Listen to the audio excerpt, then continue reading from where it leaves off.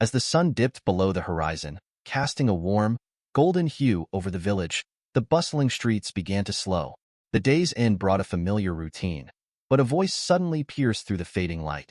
"Everyone, hurry back to your homes. It's getting dark." The warning came from a man beating a drum, his voice tense with urgency. He paused only to add, "The night is dangerous. Make sure you burn incense and lock your doors tightly. Don't let the old black snake into your homes." The crowd grew uneasy, whispers spreading like wildfire.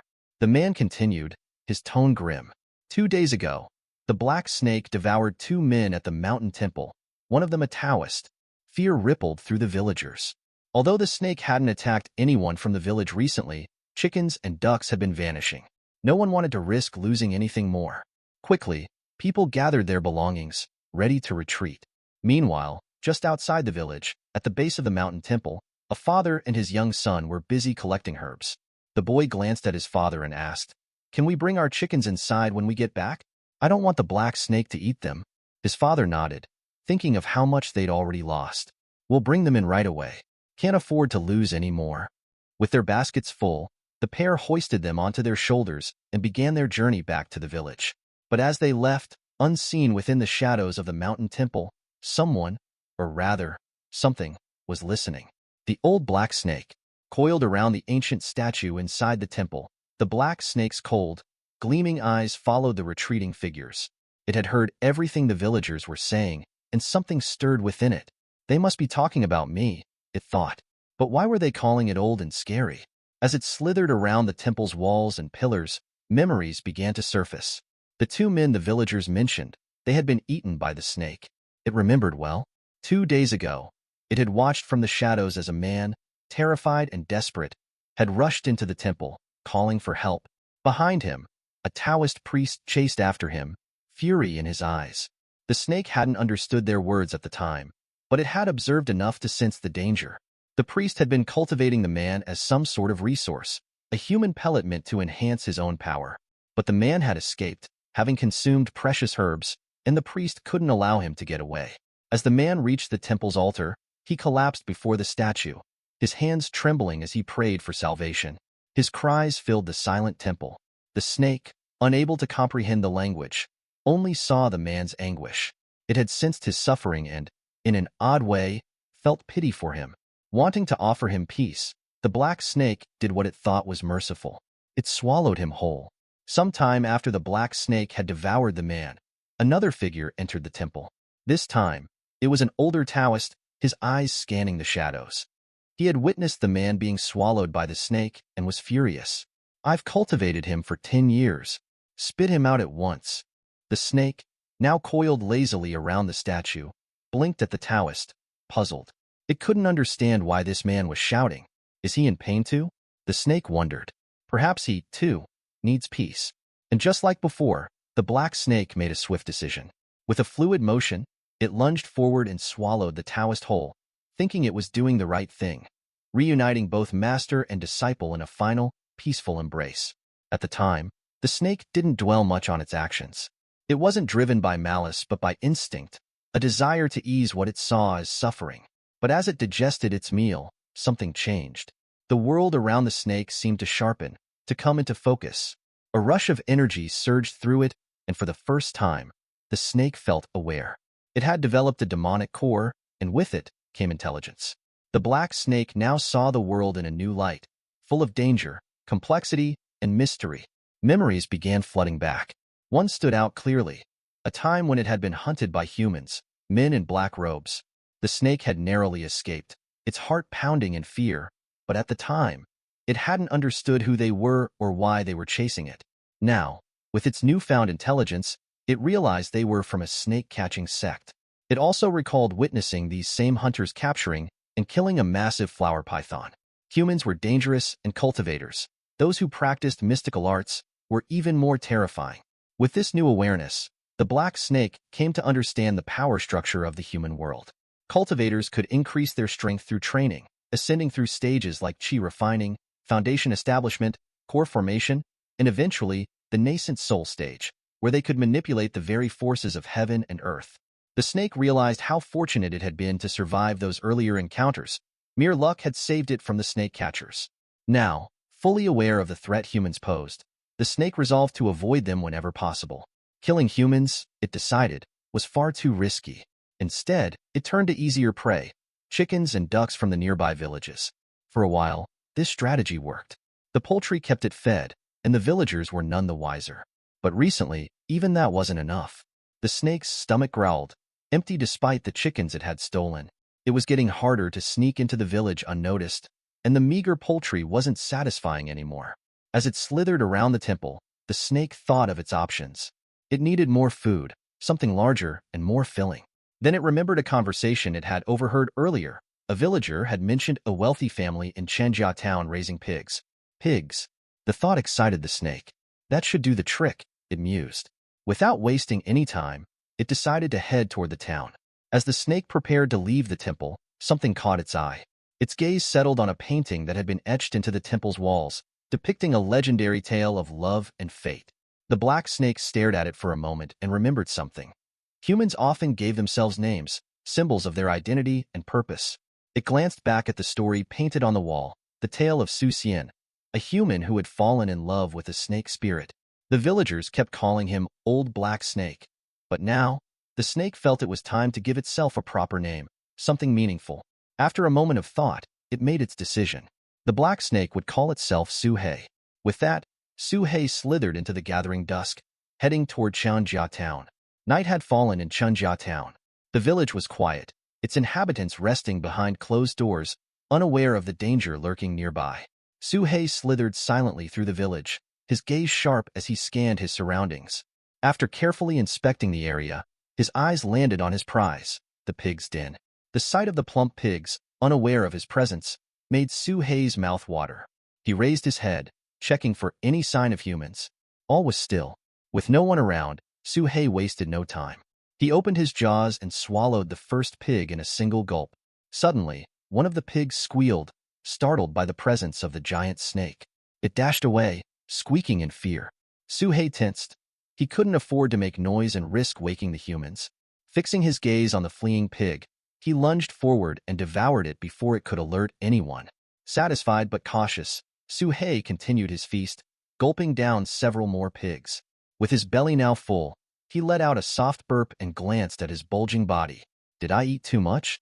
He wondered, feeling slightly sluggish. Still, he had time before the humans awoke, so he decided to rest a while, letting his body digest the meal.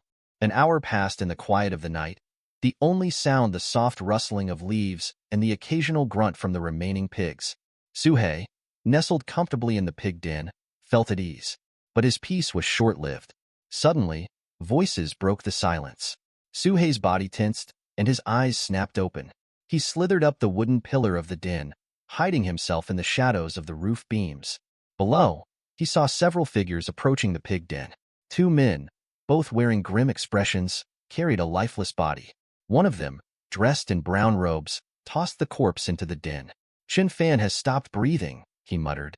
The second man, in blue robes, scoffed, his voice cold. Good riddance.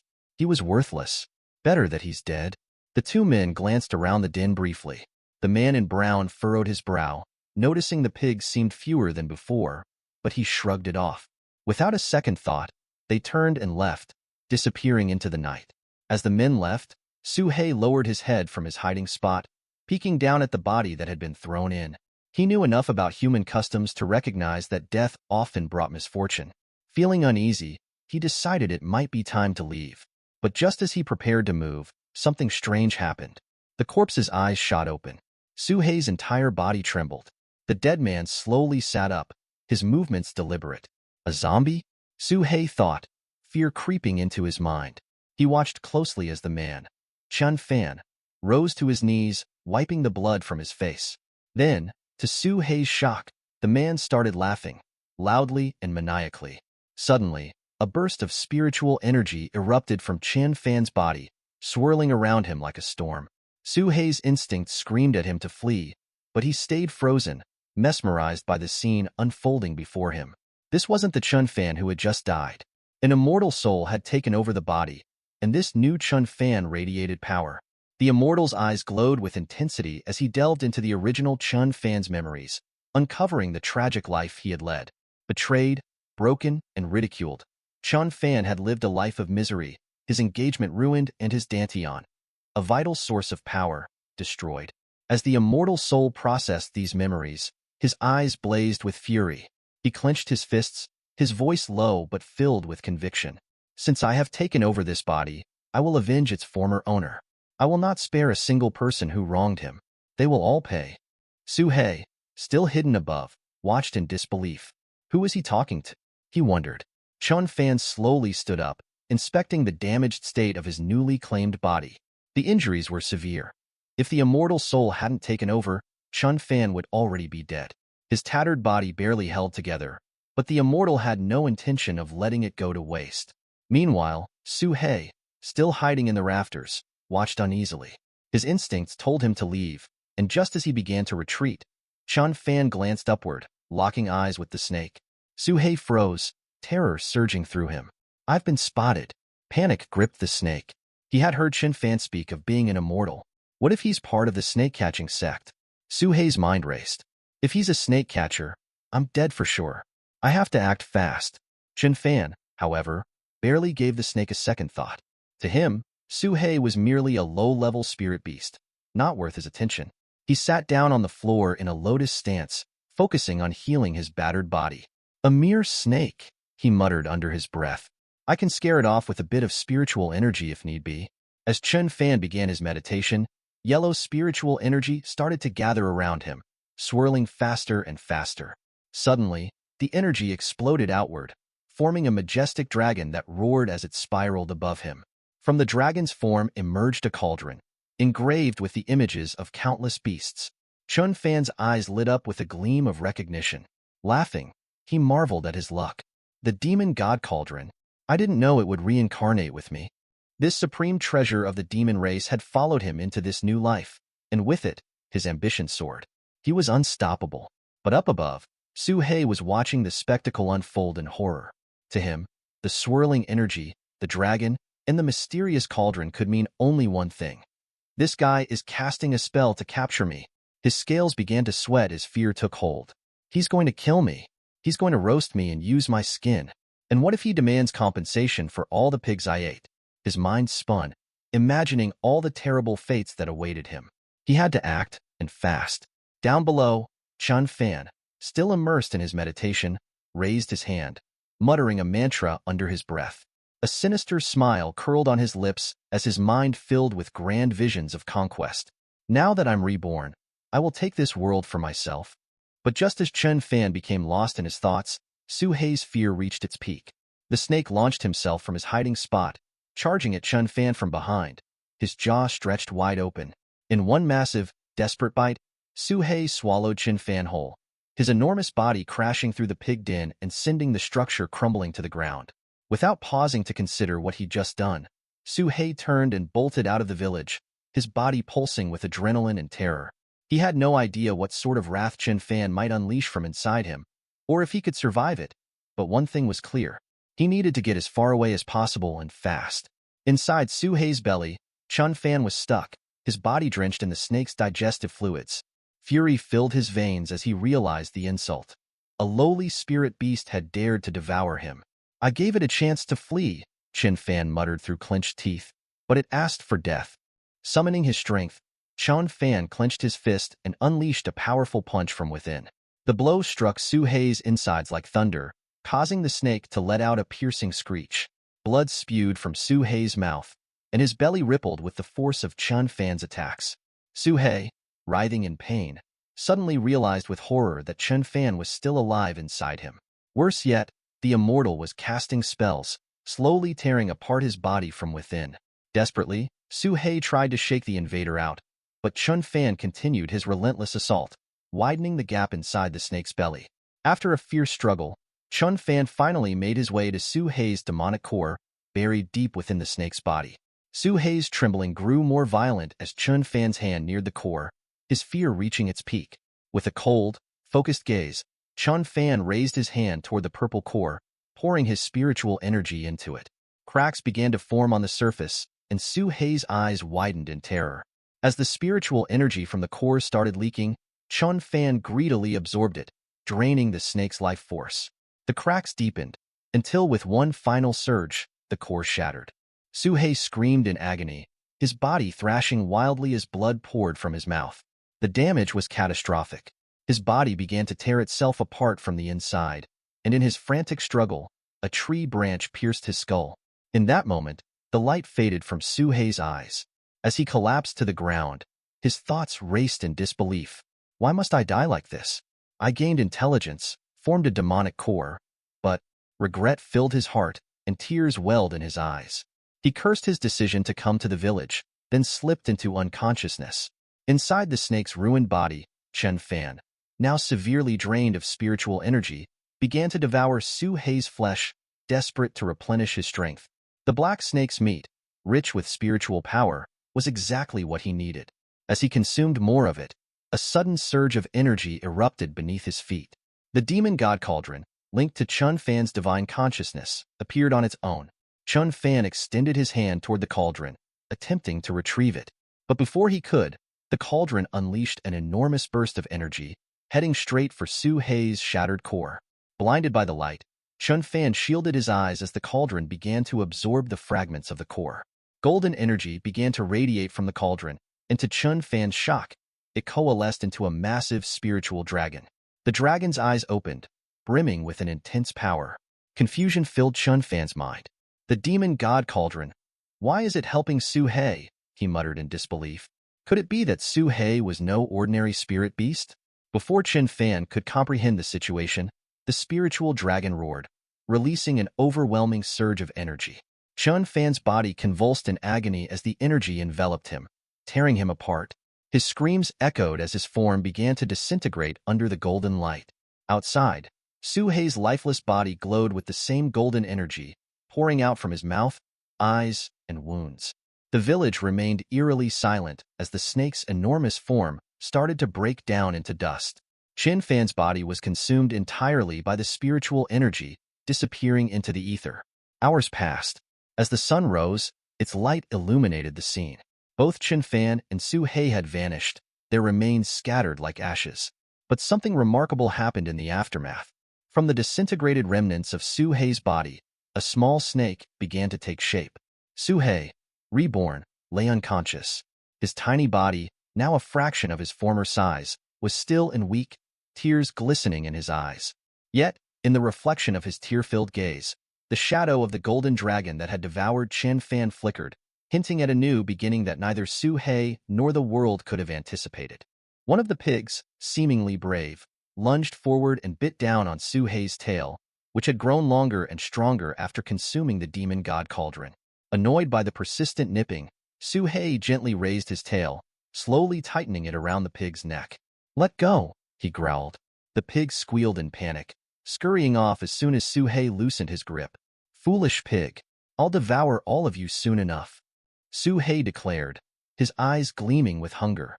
But as he glanced down at his tail, he noticed the bite marks. His mood soured instantly. These wretched animals actually damaged me, he thought, frustration bubbling up. As Suhei reflected on his current state, a grim realization settled in.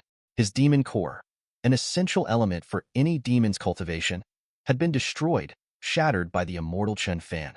Without it, how could he possibly cultivate or regain his strength? He buried his head in the dirt, despair washing over him. "It's hopeless without my core," he murmured, feeling the weight of his situation. But suddenly, a spark of realization hit him. How am I still alive if my demon core is gone? He wondered, lifting his head slowly. It dawned on him that the demon god cauldron had somehow taken the place of his core, merging with him. Eyes wide with shock, Suhei looked down at his belly, where his core used to be. Could it be that the cauldron saved me? Not only had it replaced his core, but Suhei was beginning to notice something else, an odd new ability. He could now see inside his own body, as if his vision had been enhanced to perceive more than just the physical world. Testing this newfound power, he focused on the nearby pigs, and sure enough, he could see their insides too. He marveled at this ability. "Is this divine perception?" he whispered. This kind of vision was typically reserved for high-level cultivators, yet now, it was his to use. Closing his eyes, Suhei realized that even with them shut, the ability remained active. This was no ordinary power. It would make hunting for food and avoiding dangerous beasts or humans infinitely easier. When he opened his eyes again, he felt a flood of new information entering his mind, much like when he had consumed the two human cultivators days earlier. But this time, it was different. He was absorbing the cultivation knowledge of Chun Fan. His head suddenly throbbed with a sharp pain, as if his mind was straining to process this influx of information. Suhei recoiled, curling his long body into a tight circle to shield himself. Unsure of what to do next, he instinctively began replicating Chun Fan's meditation technique. If this technique could heal him, then maybe it could help me too. Though uncertain, Suhei closed his eyes once more, letting the unfamiliar cultivation energy flow through him. He began to focus, hoping that this would be the key to healing his injuries and unlocking the true potential of the cauldron that now resided within him. As his body relaxed into the meditation, the once hopeless snake realized that perhaps, just perhaps, his journey as a demon had only just begun. Recalling Chun Fan's chant, "Heaven and earth are the chessboard, and all beings are the pieces," Suhei figured that repeating it might trigger something within the demon god cauldron. Closing his eyes, he repeated the chant softly to himself. Almost immediately, a faint spiritual energy began to pulse from the cauldron, spreading through his body. The surrounding air resonated, filled with a subtle hum as spiritual energy gathered around him. Suhei could feel his injuries beginning to heal. The bite marks on his tail gradually disappeared, as the spiritual energy flowed into his body, knitting his wounds back together. His eyes widened in astonishment. This actually works, he thought. After only a few minutes, he felt revitalized, as if he had just consumed a rare spiritual herb. His entire body felt light and powerful, coiling in a comforting embrace of newfound strength. Is this really just meditation? He wondered aloud, amazed by the healing effect. He recalled that cultivation was meant to enhance power, with healing merely a side benefit. However, the rapid recovery he experienced suggested something far more profound. He paused, reflecting. My demon core is shattered. Without it, I shouldn't be able to store spiritual energy, he mused, perplexed. His thoughts drifted to the demon god cauldron. Has it taken the place of my core? Despite the questions swirling in his mind, Suhei knew he couldn't linger here. This pig den, now a scene of chaos, wasn't a safe place for him to stay. He needed to find a secluded spot to rest and properly cultivate. Glancing at the few pigs left roaming around, he decided not to leave just yet. I need to be at full strength before my journey begins, he concluded, his hunger taking over. Without hesitation, he lunged at the pigs, indulging in one last feast before slipping away into the wilderness. The scene then shifts to a tranquil river, where the water flowed gently. Several days had passed since Suhei's encounter with Chun Fan. A figure named Shuei was seen bathing in the river, using a rabbit as a makeshift washcloth. As Suhei watched from the shadows, his mind continued to swirl with new insights, revelations that had been surfacing since he absorbed Chun Fan's essence.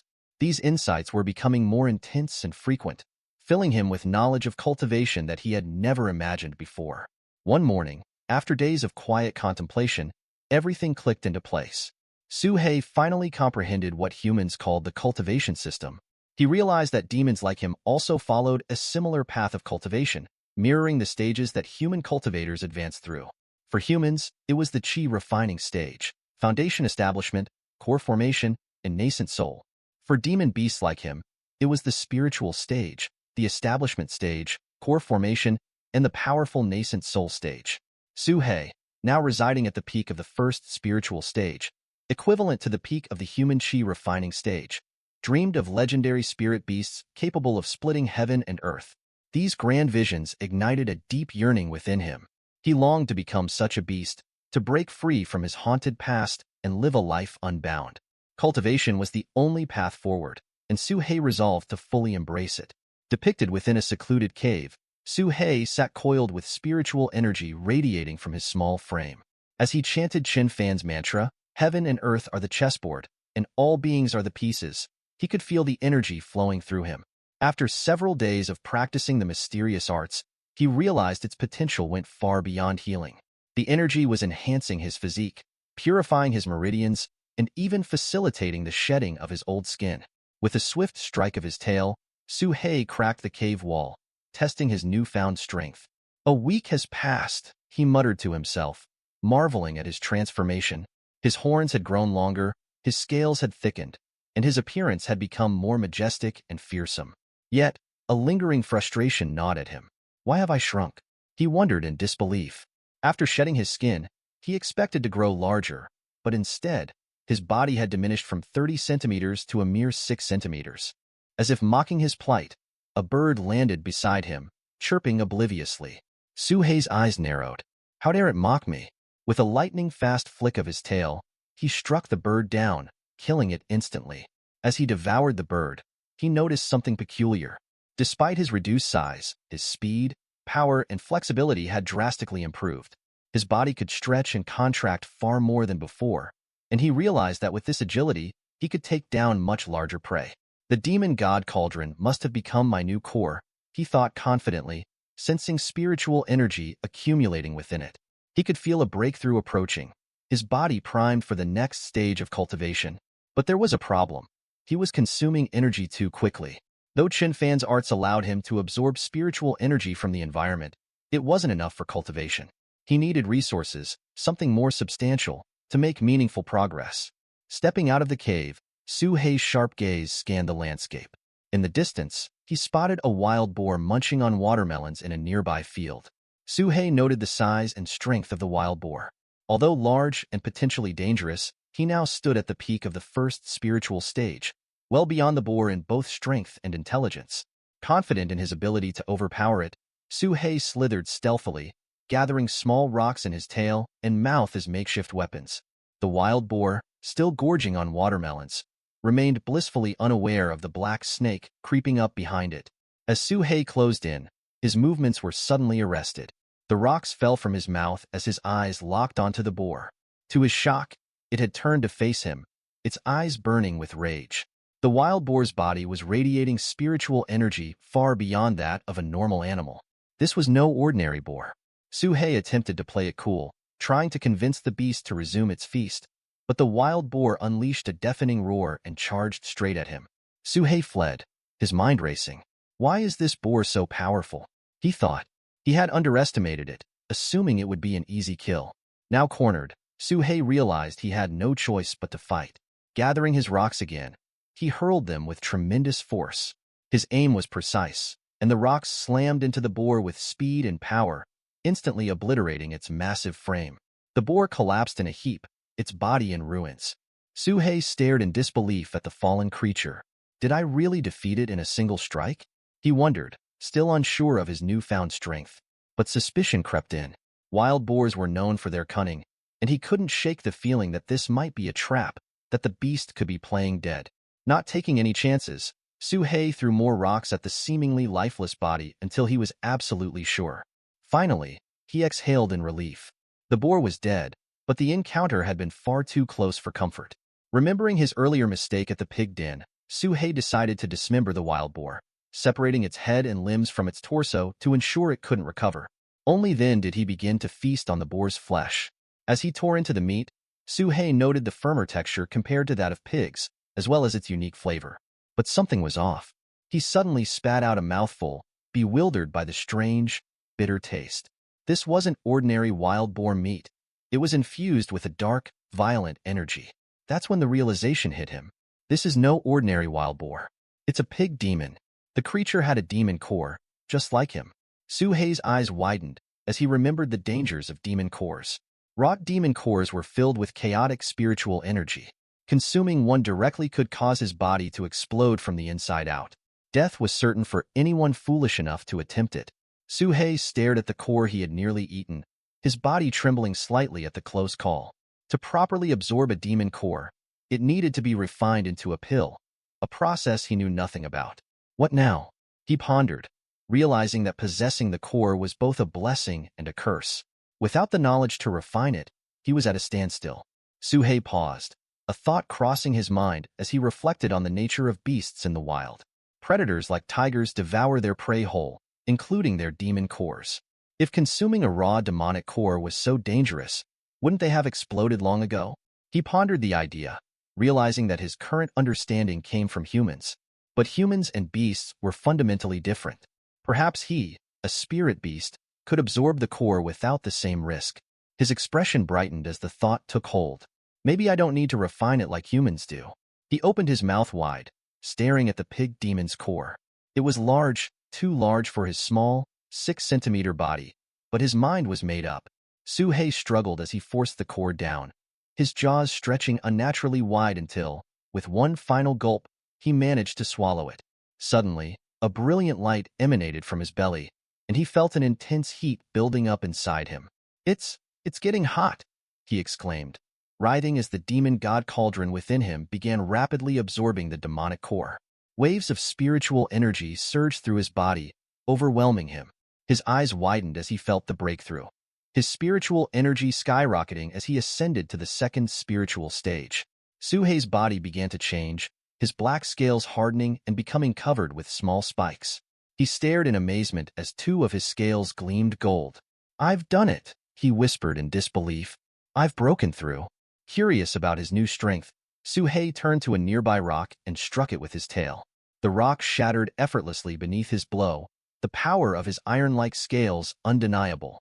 He marveled at the transformation, feeling invincible. But his celebration was cut short as he sensed a disturbance nearby. His attention snapped toward a human figure wielding a gleaming weapon, barely visible among the trees. Suhei's heart raced. Sweat began to form on his scales as the figure approached cautiously. A human cultivator. How did they find me here? As the boy lifts his weapon, aiming it towards Suhei, the black snake narrows his eyes, carefully observing his opponent. What are this boy's intentions? He wonders, tensing up. Suhei questions whether the boy is a cultivator, his mind flashing back to the deadly encounter with Chun Fan. Could this boy be similar to Chen Fan? Just as the boy lunges forward to stab him, Suhei's instincts kick in. Sensing the danger, he coils his tail and swings with a speed that shatters the boy's weapon into pieces. Without hesitating, Suhei slithers away, muttering under his breath, "Humans are terrifying. I need to escape before his companions arrive." Meanwhile, the boy stands there, stunned and trembling with relief. He's alive, but only just. He calls out to his father, who is nearby. "Father, the old black snake. He killed and devoured the demonic pig beast that was responsible for Mother's death. And he spared me." The father, confused, furrows his brow. "What do you mean, spared you?" he asks, his voice heavy with curiosity and worry. The scene shifts to Suhei, who is now navigating a steep and rugged staircase deep in the forest. As he ascends, he slows down, realizing no one is chasing him. Why did that boy seem different? He wonders, his mind replaying the strange encounter. Something about the boy unsettled him, as if he wasn't just an ordinary human child. Shaking off the unease, Suhei scolds himself. How can I, who seeks to become a colossal beast capable of splitting heaven and earth, be rattled by a mere boy? He lets out a long sigh, realizing that fear will only hold him back on his path to power. As he continues climbing, he finally reaches the peak, the entrance to the mountain statue temple. He pauses in front of the temple, gathering his thoughts. This place, it's where my enlightenment began. He reflects on his past experiences here, considering it a place of fortune, a sacred site that once guided him toward his current abilities. Determined to find clarity and peace, Suhei decides to pay his respects to the deity of the mountain. Using his tail, he carefully balances 3 incense sticks and places them before the statue. "I have returned," he announces, his voice firm, as if speaking to the mountain itself. But before he can fully immerse himself in his devotion, an irresistible aroma wafts through the air. Suhei's eyes widen as he follows the smell, his mouth watering. The source of the smell reveals itself, an offering of delectable dishes laid before the statue. Suhei stares at the food, questioning whether it was truly left as an offering. Surely, the statue wouldn't want such fine food to go to waste. Convincing himself that this act would only deepen his devotion, Suhei decides to assist the temple by sampling the offerings. "A taste for the god, and a taste for me," he mutters, nodding in satisfaction. He digs in, certain that his actions are not only harmless, but might even be seen as a form of gratitude and reverence. After finishing his meal, Suhei bows his head before the mountain statue, closing his eyes in deep prayer. "Great deity of the mountain," he begins, "grant me blessings. Help me rid myself of this demon heart, and allow me to succeed in my cultivation. I seek strength and a good life." Suddenly, his focus is broken by distant voices. He snaps his eyes open, his senses sharpening. A girl? Where is she running? He hears cries for help approaching the temple, growing louder with each second. Suhei quickly coils behind the mountain statue, his body tensing in preparation for danger. A young woman bursts into the temple, terror evident in her eyes, followed closely by several men. One of them, a cocky figure adorned in lavish robes, halts his followers at the entrance. "Wait outside," he commands, a sinister grin spreading across his face. "I'll have some fun with her first." His lackeys, with sickening obedience, respond, "Yes, young Master Chiu." Suhei's breath hitches. Young Master Chiu. The name triggers a memory, one of violence and cruelty. This was the same man responsible for beating Chen Fan to death and feeding him to the pigs. Now, he was here, prowling after an innocent woman. Suhei slithers back behind the statue, feeling trapped. He knows there's only one exit, through the same entrance Chiu's men are guarding. No escape, he thinks. Utilizing his X-ray vision, Suhei studies the temple structure, trying to find any hidden passage. Nothing. His heart pounds as he continues to watch. Inside the temple, young Master Chiu approaches the woman, his gaze hungry and malicious. "You're going to regret running from me," he sneers. "No woman defies me when I've shown interest." The girl, clutching a knife, trembles but doesn't back down. "Stay away from me," she shouts, her voice quivering with both fear and resolve. Chiu laughs, stepping closer. "You'd better watch that mouth of yours, or I'll make your life so much worse than death," he threatens. The girl tightens her grip on the knife. "I may not be able to kill you," she retorts, her voice steady now, "but I can take my own life.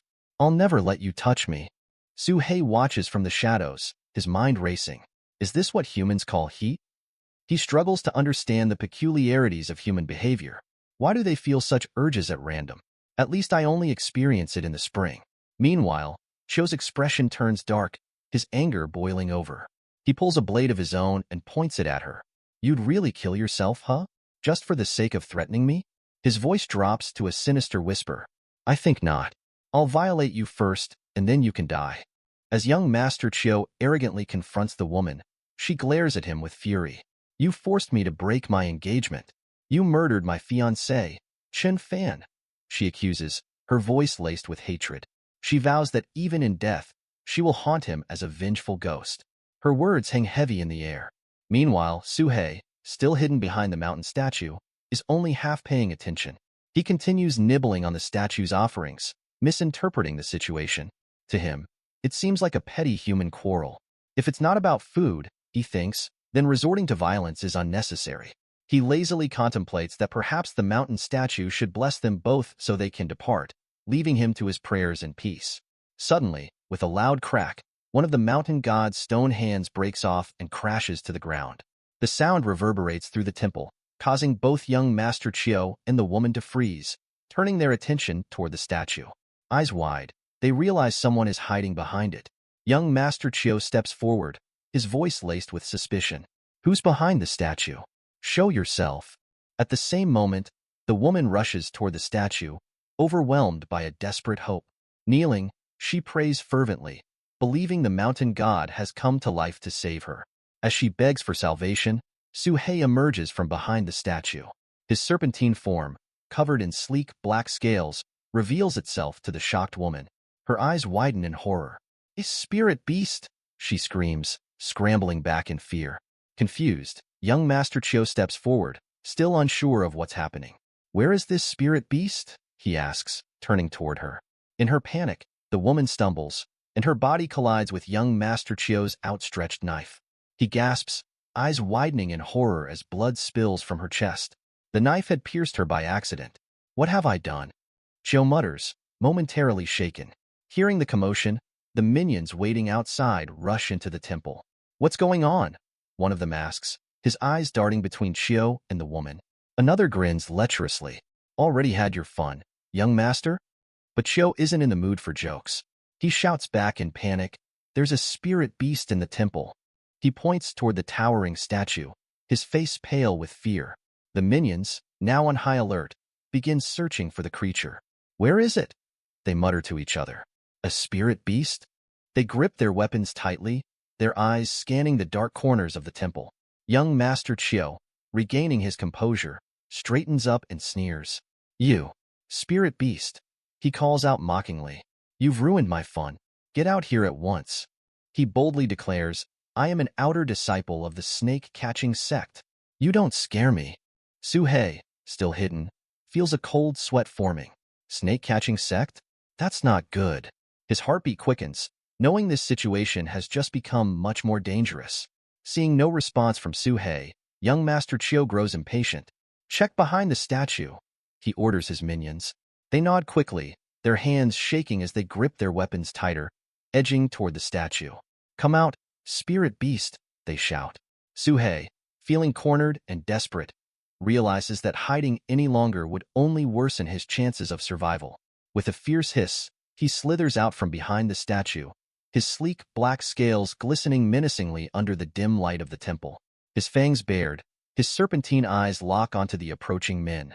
The minions recoil in fear, stumbling backward. A snake spirit beast, one of them exclaims, trembling. From the back, young Master Chiyo snarls, trying to save face. It's just a small one. What are you all afraid of? It's nothing.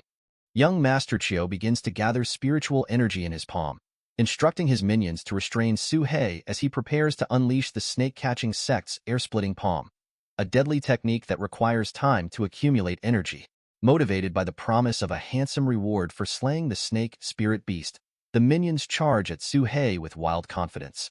Suhei, sensing the danger, knows that if Chiyo completes his technique, it could be disastrous. His eyes narrow, calculating his next move. I need to take them all down before he finishes gathering energy, he thinks. His tail, now reinforced with his newfound power, swings with deadly precision. In one swift motion, he strikes the approaching minions, dispatching them effortlessly. They fall like leaves in a storm. How can they be so weak?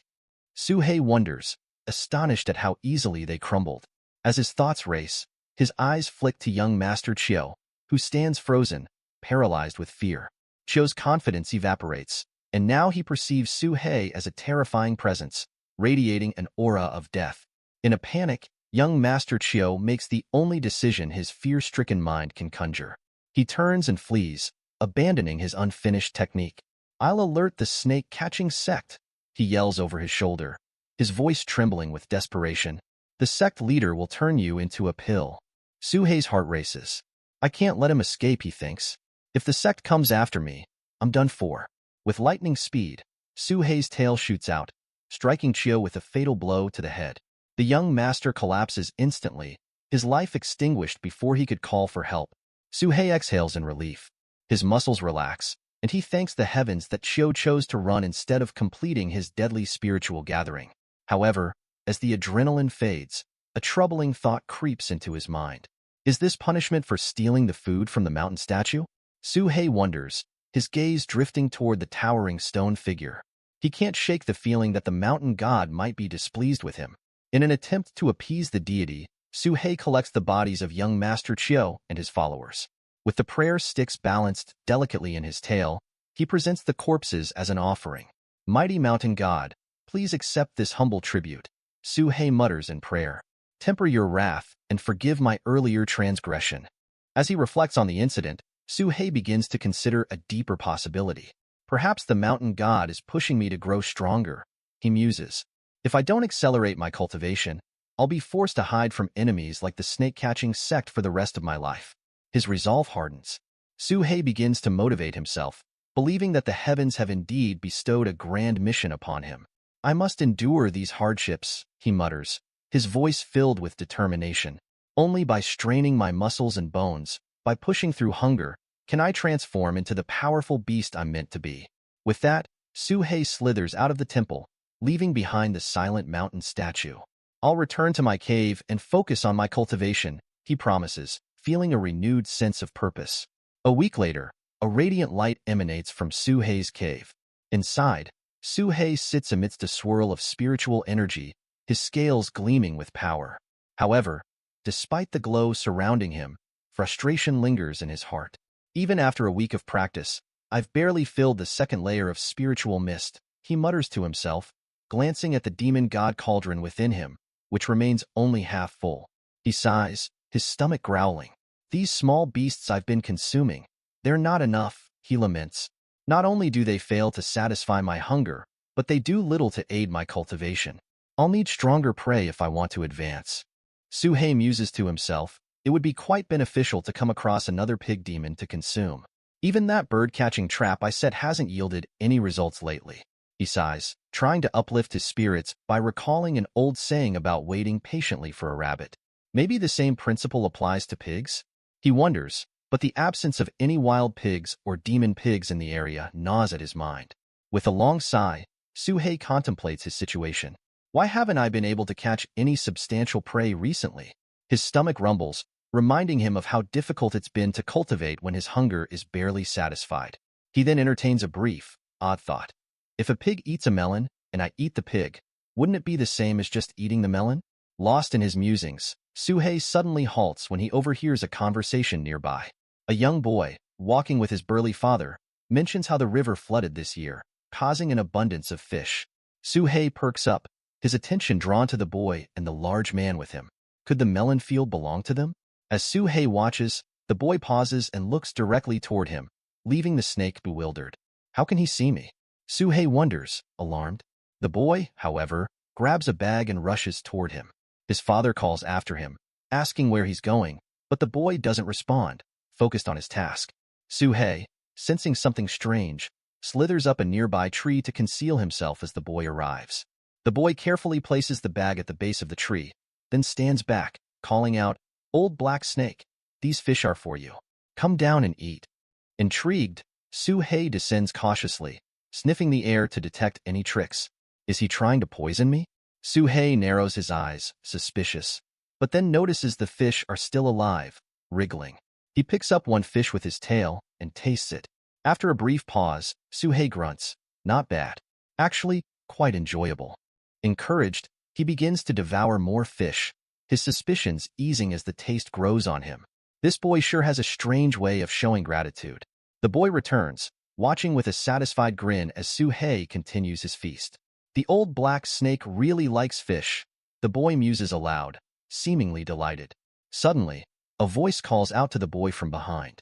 Startled, the boy looks up to see a tall figure approaching. The man's face is mostly hidden by a cloth mask and shadowy clothing, his presence immediately sending a chill through the air. "Have you seen the old black snake recently?" the man inquires, his tone calm but with an underlying menace. Thank you for watching. To confirm you viewed the entire video, leave a comment with the word dragon. We can't wait to see you in the next chapter. Take care.